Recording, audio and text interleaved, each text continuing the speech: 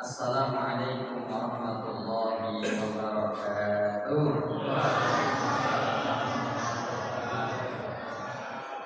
Alhamdulillahirabbil alamin.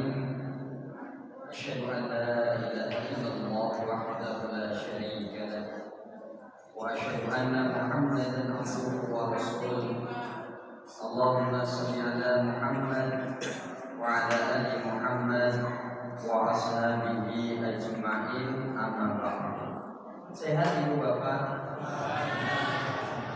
Mari kita awali pengajian malam hari ini agar menjadi lebih barokah dengan membaca basmalah. Bismillahirrahmanirrahim. Malam hari ini tema yang dibahas mendapatkan request dari pengurus takmir Masjid Nurul Iman. Kita akan membahas tentang tahun duka cita. Apa itu tahun duka cita? Latar belakang terjadinya Isra Mi'raj. Nah, ibu dan bapak yang insyaallah dirahmati oleh Allah Subhanahu wa taala. Jadi Nabi Muhammad itu lahir di daerah Mekah Al-Mukarramah.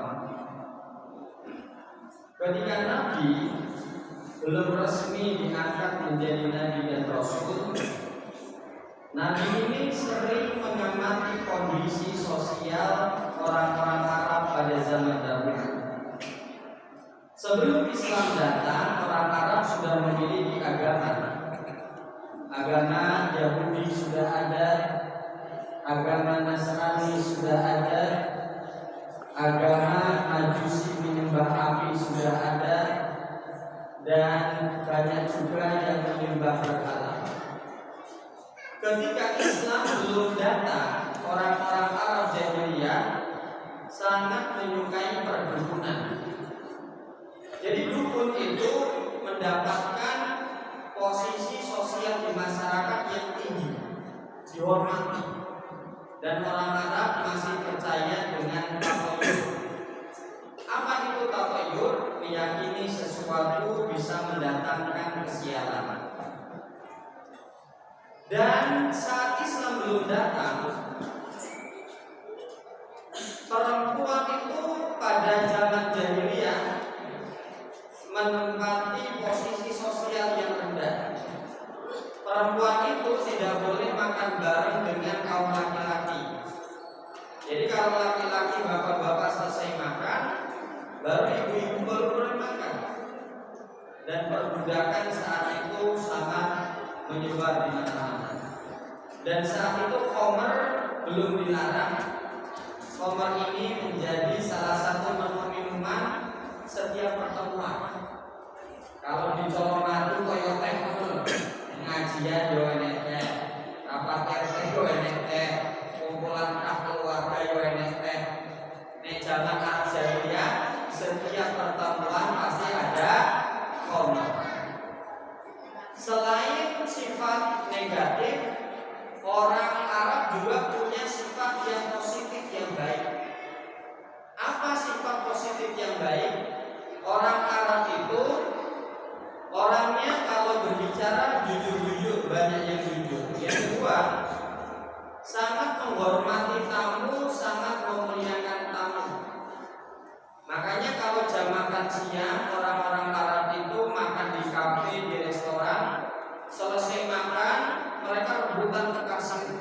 Aku sih bayar, gitu. Itu kalau di Uni Emirat Arab. Kalau di Colomadu di mana, Pak? Oh, saya peduli-pedulian. Kemudian orang Arab sangat menepati janji, ngomong pasti ditepati, dan mereka orang-orang yang pemberani. Ketika Nabi mengamati kondisi masyarakat Arab saat itu kurang baik, Nabi sering menyendiri di Gua Hira. Gua Hira itu berada di Jabal Nur. Yang sudah haji atau umroh mungkin pernah berkunjung ke tempat ini. Kalau yang belum minimal pernah lihat di YouTube sama. Inilah Jabal Nur, tempat di mana Nabi Muhammad sering menyendiri bertahan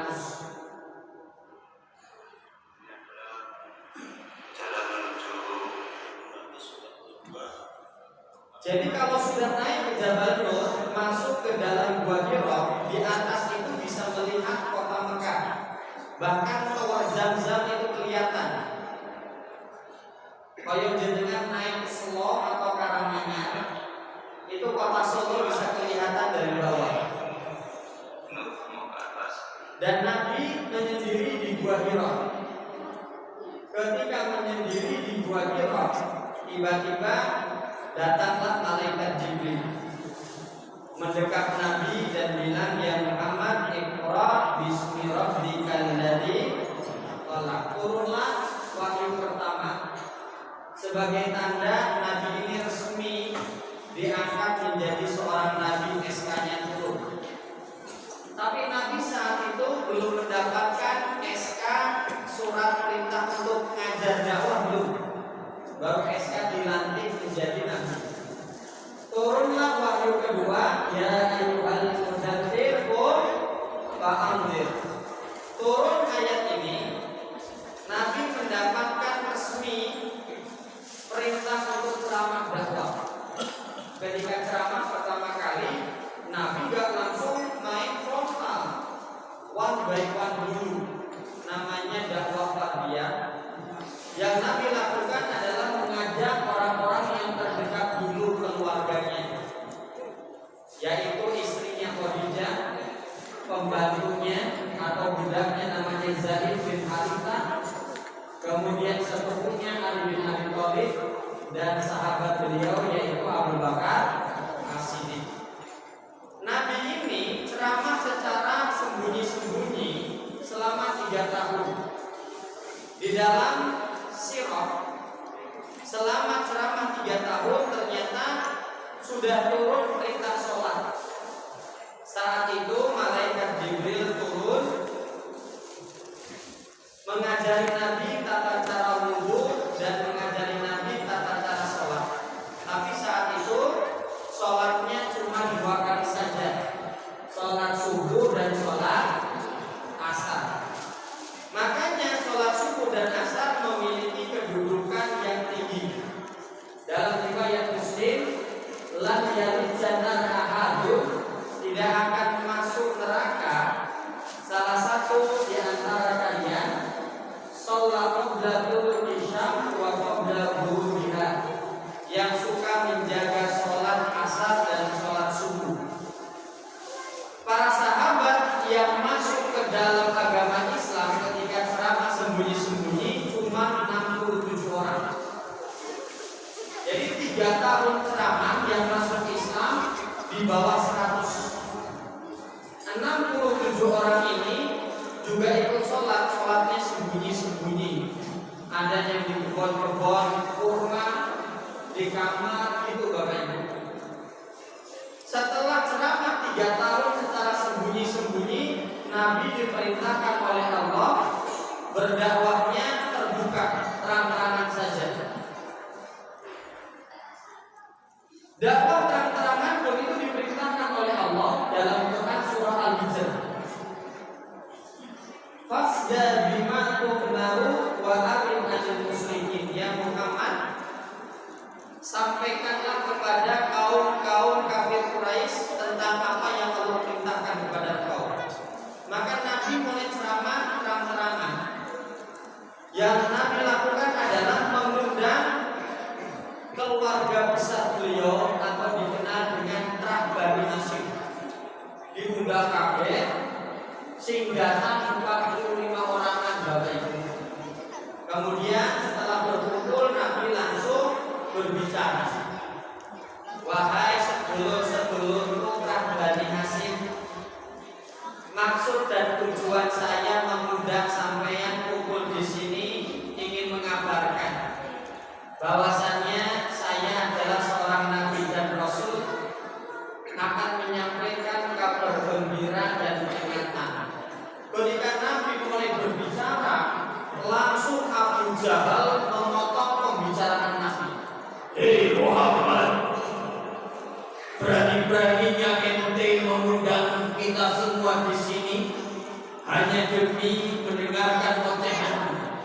Suasananya menjadi kacau. Maka Abu Thalib kemudian seneng kabeh. Aku Abu Thalib tetap akan mendukung dan melindungi ponakanku Muhammad ini. Siapa yang berani menyakiti Nabi Muhammad, maka akan berurusan dengan aku. Besok paginya Nabi tidak patah semangat. Besok paginya Nabi naik ke Bukit Sofa. Bukit Sofa itu posisinya di sini. Ketika Nabi sudah naik, langsung Nabi pun berorasi, berceramah. Wahai penduduk Makkah, sini.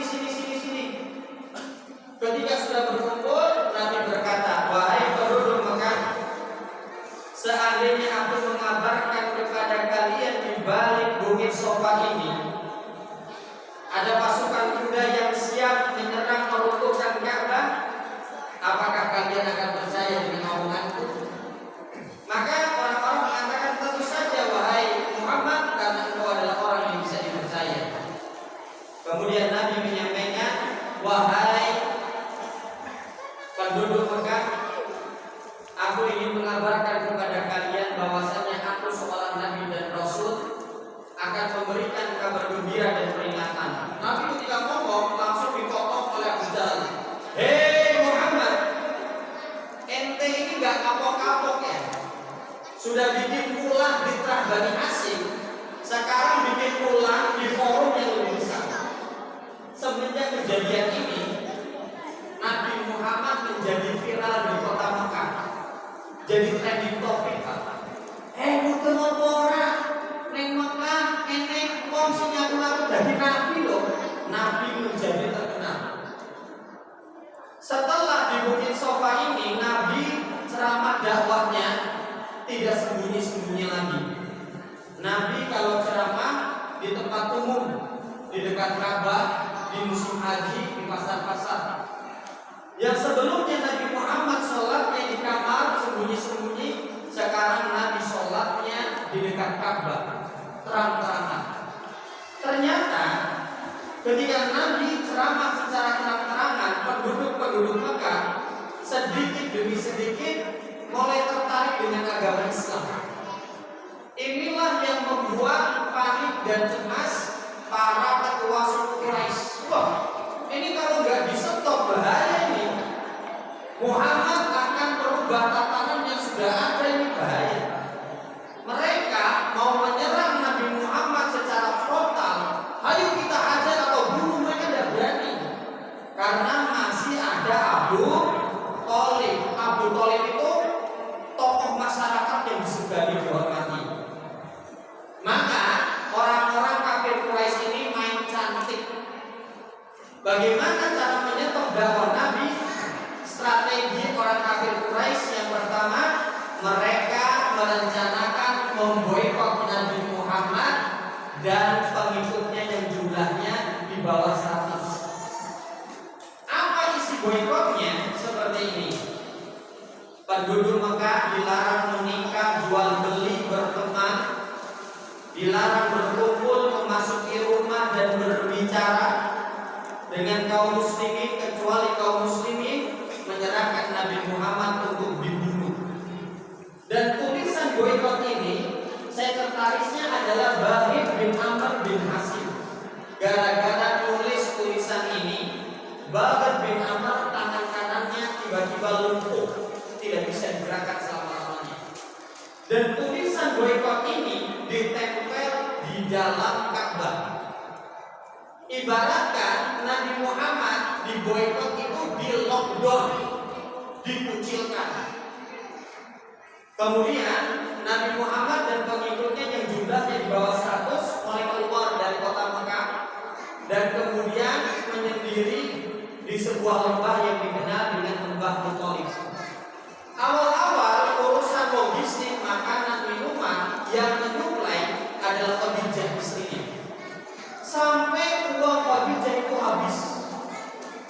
Ketika uang Khadijah habis, para sahabat dan Nabi Muhammad yang berada di lembah Muthalib saking kelaparannya sampai memakan dedaunan dan rerumputan. Ketika ada sahabat yang memakai sendal dari bahan kulit, maka kulitnya ini akan dicemplungkan ke panci, digodok, gen iso mlonyok, gen iso dadi krecek bisa dimakan. Anak-anak yang ikut diboikot, mereka pada nangis karena kelaparan, kehausan, tidak bisa mendapatkan ASI dari ibunya, karena ibunya tidak bisa mengeluarkan air ASI. Dan pemboikotan ini, lockdown ini terjadi 3 tahun, bahkan cukup lama. Bagaimana pemboikotan ini bisa berakhir?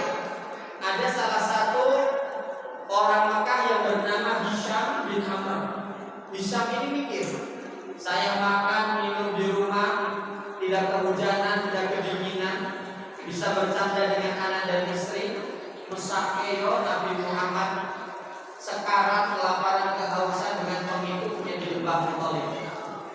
Maka Hisham ini mencari orang-orang yang sefrekuensi dengan dia pemikirannya. Maka ditemukanlah 5 orang. Lalu 5 orang ini memakai pakaian yang terbagus, OTW menuju Ka'bah. Sampai di Ka'bah, 5 orang ini tawaf. Selesai tawaf, salah satu di antara mereka yang bernama Zuhair bin Abi Umayyah berorasi di depan Ka'bah. Hei penduduk Mekah, di mana perasaanmu? Wahai penduduk Mekah, di mana hati nuranimu? Apakah kalian tega melihat Nabi Muhammad dan pengikutnya mati kelaparan di lembah Thalib? Bukankah mereka juga orang Arab asli sini juga? Maka hati mereka mulai tersentuh. Lalu ada Al-Mut'im bin Adi langsung berinisiatif, ya sudah, saya akan merobek tulisan boikot itu oleh Al-Mut'im bin Adi. Ketika Al-Mut'im bin Adi masuk Ka'bah untuk merobek tulisan tadi, ternyata tulisannya sudah habis dimakan rakyat. Dan Abu Jahal melihat kejadian ini lalu mengatakan, Sihru mustamir. Hal tersebut pasti disebabkan oleh sihirnya si Muhammad. Ketika hal ini terjadi, pemboikotan selesai. Nabi Muhammad dan pengikutnya bisa kembali hidup normal. 6 bulan kemudian Nabi dipuji setelah pemboikotan, pamannya yang meninggal. Paman Abu Thalib meninggal. Sebelum meninggal sakit parah. Sakitnya yang pertama karena beliau ini sudah tua. Yang kedua, ketika diboikot, ikut diboikot selama 3 tahun, sakitnya Abu Thalib makin parah. Maka ketika Abu Thalib sakit, Nabi Muhammad datang menjenguk. Ya ami, wahai pamanku, qul la ilaha illallah kalimatan asyhadu an la ilaha illallah. Ucapkanlah kalimat syahadat masuk Islam. Besok di akhirat aku akan membela engkau wahai Abdi. Ternyata di kamar tersebut ada Abu Jahal dan Abdullah ibnu Abi Umayyah. Lalu mengatakan, ya Abu Thalib atarghabu an millati Abdul Muthalib. Wahai Abu Thalib, apakah kamu akan meninggalkan agama nenek moyangmu? Maka sampai meninggal Abu Thalib belum masuk ke dalam agama Islam. Inilah yang membuat dada Nabi Muhammad menjadi sesak. Karena Nabi merasa memiliki hutang budi kepada pamannya. Karena pamannya lah yang merawat Nabi dari usia 8 tahun sampai Nabi menjadi dewasa. Ibaratkan Abu Thalib menjadi sosok pengganti ayah. Karena bapaknya Nabi Abdullah itu sudah meninggal ketika Nabi masih ada di perut emaknya. Dan Abu Thalib lah yang mengajari Nabi Muhammad bisnis sampai Nabi bisa menjadi seorang pedagang yang andal, sampai menikah dengan Khadijah pas kawinnya 20 ekor unta muda. Kalau 1 ekornya 30 juta kali 20, hampir setengah miliar pas kawinnya. Menikah dengan Khadijah. Dan Abu Thalib lah yang melamparkan Khadijah untuk Nabi Muhammad, dan Abu Thalib lah yang melindungi Nabi Muhammad dari serangan dan intimidasi orang-orang kafir Quraisy. Makanya tahu pamannya meninggal belum masuk Islam, Nabi merasa sesak. Maka Nabi tetap ngejel, berdoa kepada Allah, ya Allah, ampunilah dosanya pamanku, terima semua amal ibadahnya. Gara-gara hal ini Nabi Muhammad kemudian ditegur oleh Allah. Maka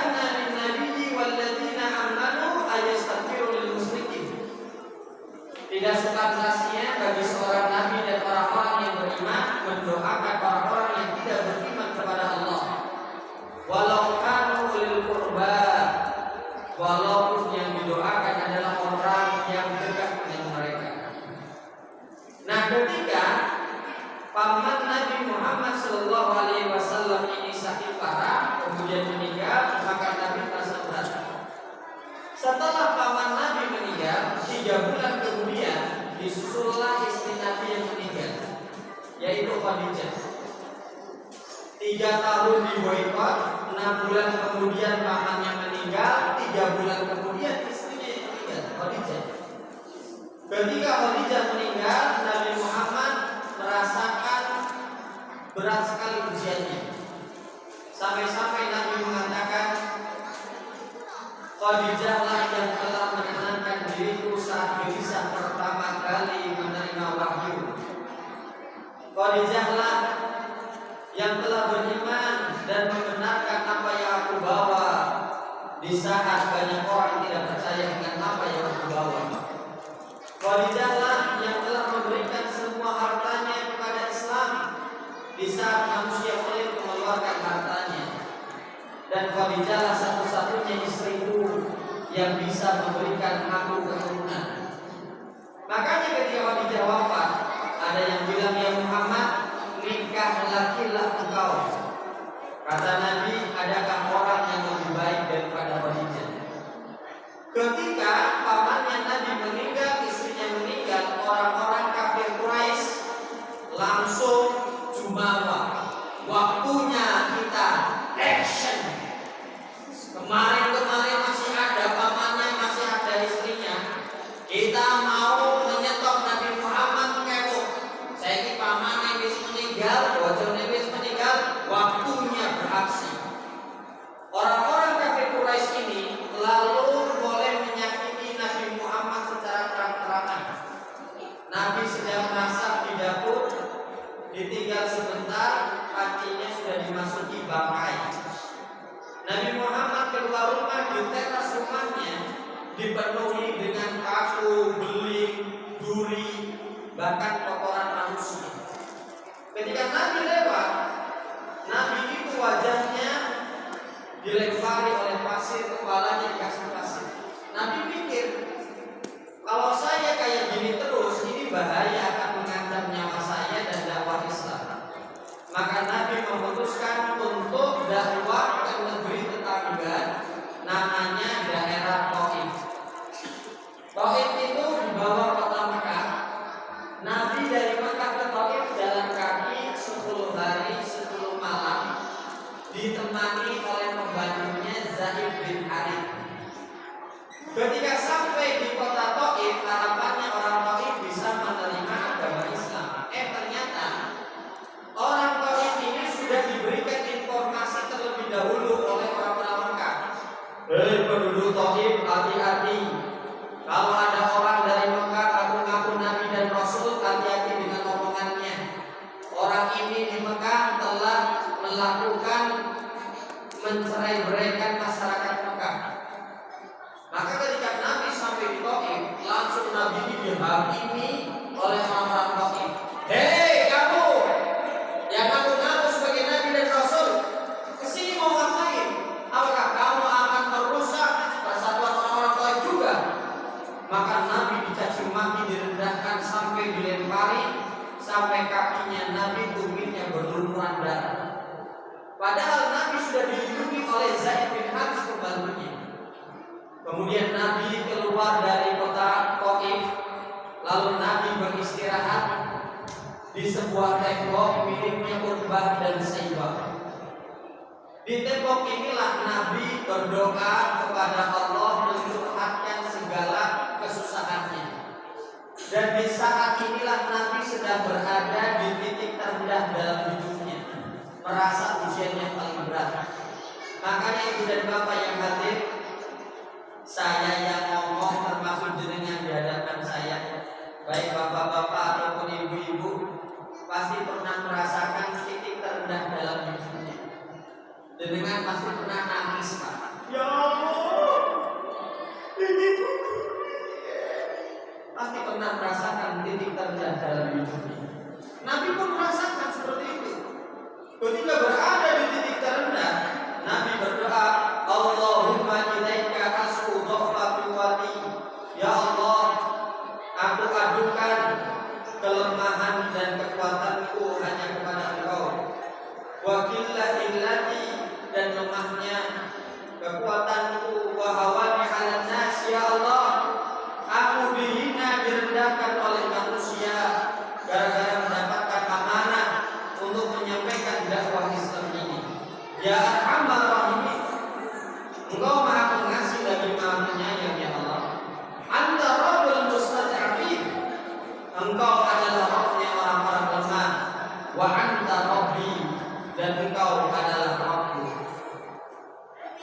Nabi curhat kepada Allah dengan doanya, tiba-tiba ada hadas. Hadas ini membawa anggur disuruh oleh Uqbah dan Saibah. Hadas ini memberikan anggur ini kepada Nabi, ya Muhammad, ini ada anggur hadiah dari juraganku Uqbah dan Saibah untuk engkau. Lalu Nabi menerima hadiah ini. Lalu Nabi mengambil anggurnya, lalu memakannya, membaca basmalah, Bismillah. Melihat kejadian ini, ada kaget. Tuhan, Anda siapa? Saya sudah lama tinggal di Taif, tidak pernah melihat ada orang makan minum membaca basmalah. Kata Nabi, aku adalah Muhammad, seorang Nabi dan Rasul dari kota Mekah. Lalu Nabi balik bertanya, wahai anak muda, siapa engkau dan dari mana? Lalu, nama saya Hadas, wahai Tuhan. Saya bukan orang Taif, asli saya dari Ninawa. Kata Nabi, oh Ninawa ya. Saya kenal daerah Ninawa, itu adalah daerah saudara saya, yaitu Nabi Yunus alaihissalam. Karena Nabi Yunus dari Ninawa. Maka ada kaget.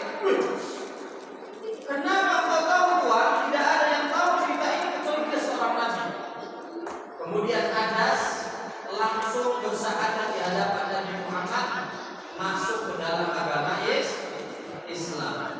Maka Nabi hatinya terobati, jauh-jauh ceramah ke Taif, rakyatan siji eneko masuk Islam. Nabi bingung, tetap mau tinggal di Taif, masih dilempari bahkan dibunuh. Kalau mau pulang ke Mekah, orang Mekah siap membunuh Nabi juga. Alhamdulillah ada orang Mekah yang baik yang bernama Al-Mutim bin Adi. Al-Mutim bin Adi jasanya dua di kehidupan Nabi. Yang pertama, Al-Mutim bin Adi yang akan merobek tulisan boikot. Dan yang kedua, jasa Al-Mutim bin Adi menjadi backingannya Nabi Muhammad. Kata Al-Mutim bin Adi, wahai penduduk-penduduk Mekah, Nabi Muhammad akan pulang dari negeri Taif. Aku Al-Mutim bin Adi yang akan menjadi jaminannya. Barang siapa yang menyakiti bahkan berani membunuh Nabi Muhammad akan berhadapan dengan aku Al-Mutim bin Adi beserta sukuku. Karena sudah mendapatkan jaminan dari Al-Mutim bin Adi, maka Nabi membulatkan tekadnya untuk OTW pulang ke kampung halamannya lagi, yaitu kota Mekah. Sebelum sampai kota Mekah, Nabi berhenti di lembah Nahlah. Lalu Nabi membaca Al-Quran di lembah ini. Ternyata terjadi peristiwa yang luar biasa. Ketika Nabi membaca Al-Quran, tiba-tiba ada sekelompok bangsa jin mendatangi Nabi Muhammad yang sedang membaca Al-Quran. Wa idh sarafna ilaika nafaran minal jin yastami'una al-Quran. Bangsa jin ini kemudian menghubungi Nabi dan mendengarkan Al-Quran. Falamma haddaru, ketika mereka sudah berkumpul, lalu kelompok bangsa jin ini berkata, ansitu, menengkapi, dengarkan bacaan Al-Quran Muhammad ini. Falamma qudiya walau ila qaumihi, selesai bangsa jin ini mendengarkan Al-Quran, mereka mendapatkan hidayah dan masuk Islam. Lalu bangsa jin ini terbang kembali ke kaumnya, mendiri dan kemudian berdakwah menyampaikan Al-Quran tersebut. Nabi tambah senang. Ternyata yang masuk Islam bukan cuma Hadas, ternyata ada sekelompok bangsa jin yang masuk ke dalam agama Islam. Dalam Quran surah Al-Ahqaf ayat 29 sampai 31 silakan dibuka. Ketika Nabi sudah sampai di kota Mekah, Nabi melampung sedih karena tahun tersebut mendapatkan ujian yang berat sampai disebut dengan Amul Huzn atau tahun duka cita. Yang pertama, Nabi diboikot 3 tahun. Yang kedua, paman Nabi meninggal. Yang ketiga, istrinya meninggal. Yang Yang keempat, Nabi disiksa di negeri Taif. Lagi ngelamun di dekat Ka'bah, tiba-tiba datanglah malaikat Jibril. Hei Muhammad, ngalamun baik. Kayaknya kamu ini lagi berat ujiannya. Ayo kita piknik dulu ke Masjidil Aqsa. Ternyata Nabi itu diajak oleh malaikat Jibril untuk melakukan Isra Mi'raj dan naik Birol. Birol itu apa? Maaf ini, naik buruk. Buruk itu sebesar Birol. Birol itu apa? Birol itu kalau kuda dan keledai dikawin silang, itu akan lahir bigol itu kayak gini. Bigol itu kepalanya keledai, bodinya itu kuda. Dan buruk itu sebesar bigol, sebesar kayak gini. Kemudian Nabi naik buruk terbang dari Masjidil Haram ke Masjidil Aqsa. Inilah yang dikenal dengan Isra Mi'raj. Subhanalladzi asra bi 'abdihi lailan minal Masjidil Haram ila al Masjidil Aqsa. Inilah Mekah Al-Mukarramah.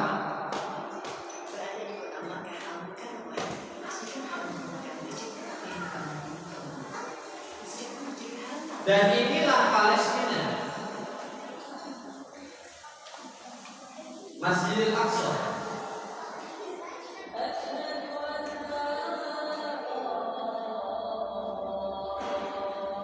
Saya searching di Google Map antara Mekah OTW ke Palestina Masjidil Aqsa. Kalau zaman sekarang naik mobil itu perjalanannya 16 jam 29 menit kalau naik mobil. Kalau dulu naik kota berapa lama?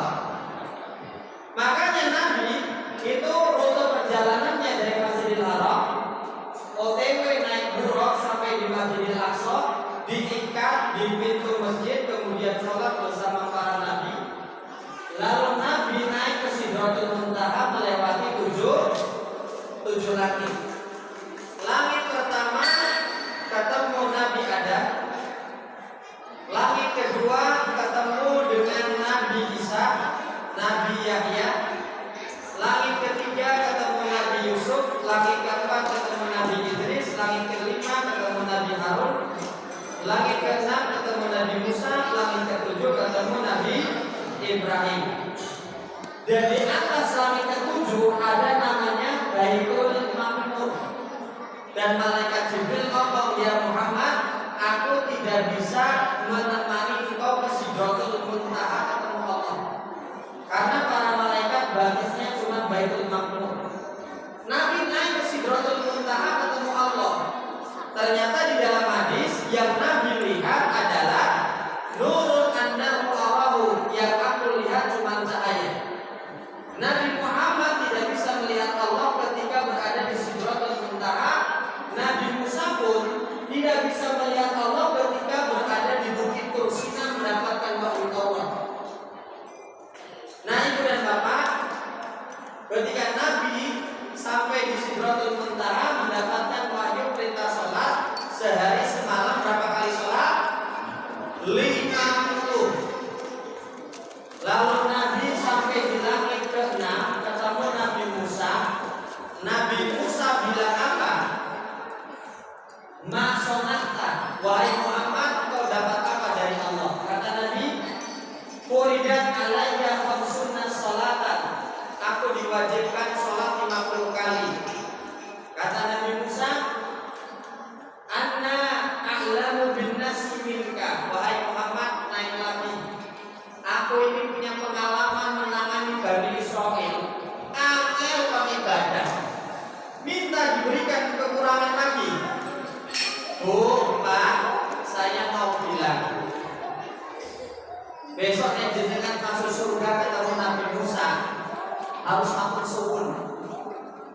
Untuk ketemu Nabi Musa, Nabi Muhammad mendapatkan masukan suruh naik Nabi. Coba kalau nggak ketemu Nabi Musa, berarti kita sehari semalam sholatnya berapa kali? 50 kali. Lalu Nabi pun berjuang bolak-balik, mulai dari 50, 40, 30, 20, 10, terakhir jadi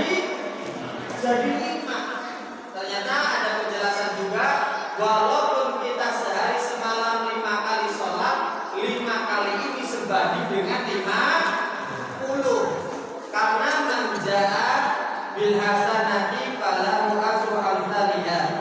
Barang siapa mengerjakan satu kebaikan, satu ini minimal akan dikalikan minimal 10 kali. Berarti kalau 5 kali jadi 50 lah. Nah, besok paginya Nabi Muhammad pulang lagi sampai di kota Mekah bingung. Saya mau cerita gimana kepada penduduk Mekah bahwasannya tadi malam Isra Mi'raj. Kalau di logika zaman dulu susah. Kalau sekarang mungkin bisa naik F-16 itu cepat sampainya dari Mekah menuju Palestina. Nabi lagi asik lamun datang Abu Jahal. Hei Muhammad, ente ngelamun kenapa? Kata Nabi tadi malam saya Isra Mi'raj. Mosok. Lalu Abu Jahal ini memanggil penduduk Mekah untuk mengetes Nabi Muhammad. Di HP saya 2 menit lagi. Ini. Lalu penduduk Mekah mengetes Nabi Muhammad dengan 2 tes. Tes yang pertama, ya Muhammad, kalau tadi malam kamu pergi ke Palestina, pasti kamu akan melihat mengunjungi Masjidil Aqsa. Tolong jelaskan kepada kami secara detail seperti apa Masjidil Aqsa. Karena saat itu malam hari, petang dedet, gak kayak zaman sekarang banyak lampu, elingan. Karena petang dedet, Nabi elingan tapi agak sedikit tumpah. Maka Allah menampakkan Masjidil Aqsa di hadapan Nabi yang hanya bisa dilihat oleh Nabi. Nabi menjelaskan secara detail bentuk Masjidil Aqsa, atapnya, temboknya, jendelanya, pintunya. Tes berhasil, lulus. Tes yang kedua, Nabi ditanya, ya Muhammad, kalau panjenengan tadi malam terbang di langit naik buruk, pasti melihat ke bawah kafilah dagangnya penduduk Mekah. Tolong sebutkan kafilah dagang siapa saja yang akan masuk ke kota Mekah. Maka Nabi bisa menjelaskannya. Kafilah dagangnya Bani Fulan, Bani Fulan. Dan sebentar lagi akan masuk 1 ekor unta yang berwarna abu-abu. Kemudian orang-orang Arab pergi menuju perbatasan kota Mekah untuk menunggu datangnya unta tadi. Toko tenanan untanya Pak. Nabi Muhammad lolos tes semuanya. Tapi kata penduduk Mekah bilang apa? Sihrul mustamir. Ini sihirnya Muhammad. Tetap tak percaya Bapak Ibu. Apa pelajaran yang bisa diambil ketika Nabi sedang dalam keadaan titik terendah, ketika dalam keadaan sulit dan susah, maka solusinya adalah wasta'inu bisabri wassalah. Pak, menjalani kehidupan di alam dunia ini tidak mungkin bisa lepas dari ujian dan masalah. Kalau kita sedang ada ujian dan masalah, jangan sampai kepikiran gantung diri, jangan sampai kepikiran minum racun. Na'udzubillahi min wasta'inu bisabri wassalah. Kalau tidak ada pundak untuk bersandar, masih ada lantai sajadah untuk bersujud. Makanya Nabi Muhammad kalau sudah berat dan judek dengan urusan dunia ruwet, maka Nabi langsung bilang, ya Bilal, ya Bilal, arihna bis sholat, istirahatkan kami dengan sholat. Nabi Muhammad kalau ujian hidupnya makin berat, idza hazahu amrun sholat, maka Nabi akan memperbanyak sholatnya agar mendatangkan pertolongan dari Allah Subhanahu wa Ta'ala. Bisa diterima nggih? Nggih. Jadi ibu dan bapak, nyuwun ngapunten, percuma kalau kita liburan itu bukan healing. Yang tenang itu hati kita, bukan mata kita. Kalau kita banyak masalah, solusinya dendeman, healing sana, tapi hatinya nggak sholat, tetap hidupnya nggak bisa tenang, Bapak Ibu. Bisa diterima nggih? Alhamdulillah materinya sudah selesai pas usah ada pertanyaan kita akhiri saja nggih. Ojo kesusul aku beres-beres ini. Santai mawon ada tunggu sebentar terus ngomong. Gitu nggih. Mari kita akhiri pengajian ini biar barokah dengan membaca doa kafaratul majelis. Subhanakallahumma wa bihamdika asyhadu an la ilaha illa anta astaghfiruka wa atubu ilaik. Wa akhiru da'wana alhamdulillahi rabbil alamin. Wassalamu